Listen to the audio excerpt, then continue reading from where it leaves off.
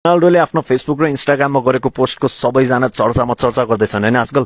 पेले, विराट कोहली, हाम्रै पारस खड्का दाइ पनि पुरा चर्चा गर्दै हुनुहुन्छ यसको बारेमा। रोनाल्डोले भन्दैछन् कि वर्ल्ड कप एकदम ठुलो गेम थियो, यो वर्ल्ड कप जित्ने मेरो ड्रिम थियो, मैले आफ्नो सपना पूरा गर्न सकिनँ, यस्तो यस्तो भन्दै थियो। तर 23 मिलियन लाइक आसके, नियरली 2 करोड 40 लाख जनाले लाइक गरिरहेछन् के। यो पोस्टको झन् इन्ट्रेस्टिङ कुरा त यसको कमेन्ट सेक्सनमा छ। ब्रो लेजेन्ड पेलेज्यूले कमेन्ट गर्नुभएको छ, thanks for making us smile my friend भनेर। कमेन्टमा मात्रै लगभग 6 लाख जनाले त लाइक गरेछन् के, हामीलाई फुटबल खेलेर खुसी बनाएकोमा थ्याङ्क यू मेरो दोस्त भनेर पुरा कमेन्ट गर्नुभएको छ। यो भन्दा पनि क्रेजी द किलियन एम्बापेको कमेन्ट छ के, ओ माई गड यो त क्रेजी खतरनाक हो।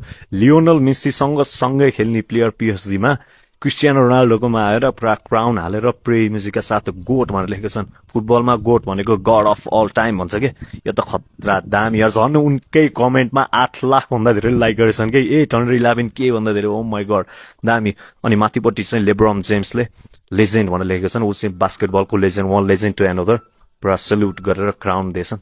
नाइस। अनि हाम्रो पारस खड्का दाइको, हाम्रो पारस दाइले त फोटो हालेरै भन्नुभएको छ, क्रिस्टियानो रोनाल्डो तिमी जस्तो प्लेयर हाम्रो जेनेरेसनले देख्न पाउनु नै हाम्रो एकदम लक हो, कुनै पनि स्पोर्टको मान्छेको लागि तिमी सधैँ च्याम्पियन हुनेछौ भनेर लेख्नु भएको छ। विराट कोहलीले त झन् क्रिस्टियानो रोनाल्डो तिमीले फुटबल गेम भित्र र बाहिर पारेको इम्प्याक्टलाई कुनै पनि टाइटलले डिफाइन गर्न सक्दैन, जस्तो सुकै स्पोर्ट्स खेल्ने मान्छेलाई पनि तिमी एउटा मोटिभेसनको सोर्स हो, अहिलेसम्म फुटबल खेल्नेमा greatest of all time goat हो भनेर भनेका छन् विराट कोहलीले।